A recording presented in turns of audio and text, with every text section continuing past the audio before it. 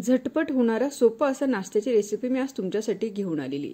आज आपण कच्च्या बटाट्यापासून मस्त असे पराठे बघणार आहोत। टिफिनसाठी नाश्त्यासाठी झटपट होणारे हे पराठे।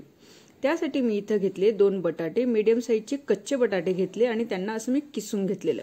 याला शिजवलेलं वगैरे काहीच नाही, कच्चाच बटाटा घेतलाय। त्यानंतर इथे 1 कप बेसन म्हणजे चण्याचं पीठ घेतलं, अर्धा कप आपल्या घरातलं नॉर्मल गव्हाचं पीठ घेतलंय आणि 1/4 कप मी इथे घेतले तांदळाचं पीठ म्हणजे 4 चमचे घेतलं तरी काय हरकत नाही। नंतर 1 कांदा घेतला, तो पण बारीक चॉप करून घेतला, तो टाकला।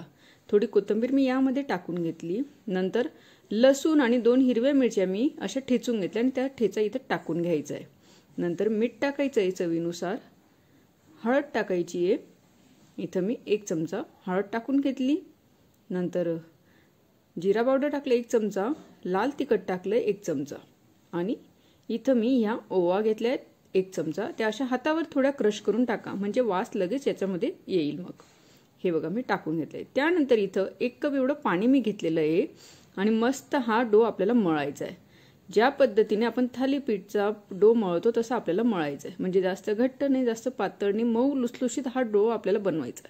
हे बघा मी हळूहळू करत हे पूर्ण मळून घेते आणि हा बटाटा पण असा मळत गेल्यानंतर तो नरम पडायला लागतो। मग कारण मी किसलेला हा बटाटा घेतला, याला मस्त बारीक किसून घेतलेला आहे। हे बघा मस्त असं हे बॅटर मी बनवलंय। हे बघा जास्त पातळ नाही जास्त घट्ट नाही असं हे बनवून घेतलंय।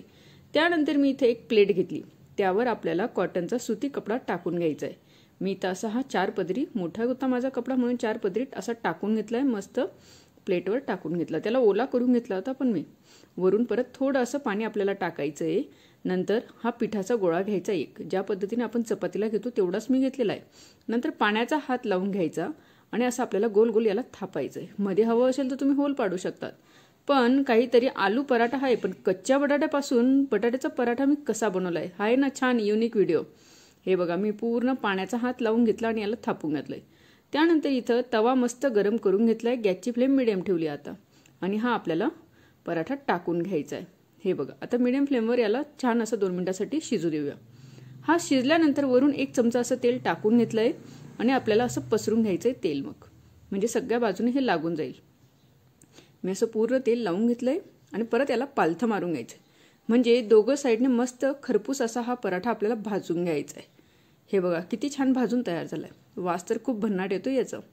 मस्त सकाळी नाश्त्याला मुलांच्या टिफिनला देण्यासाठी झटपट होणारा हा पराठा। बटाटा शिजवायची गरज नाही, काही नाही, वाटलं करावं असं लगेच बटाटा किसून पटकन होणारा आपला पराठा तयार आहे। हे बघा मी असे सगळे पराठे बनवून घेते, नंतर प्लेट लावायला घेते। मी सगळे पराठे बनवून घेतले। हे बटाटे तुम्ही हिरव्या चटणीसोबत किंवा टोमॅटो सॉस सोबत सुद्धा खाऊ शकतात, इतके छान बनवून तयार होतात। व्हिडिओ आवडला असेल तर लाईक शेअर सबस्क्राईब करा। चला मग भेटूया पुढच्या व्हिडिओमध्ये।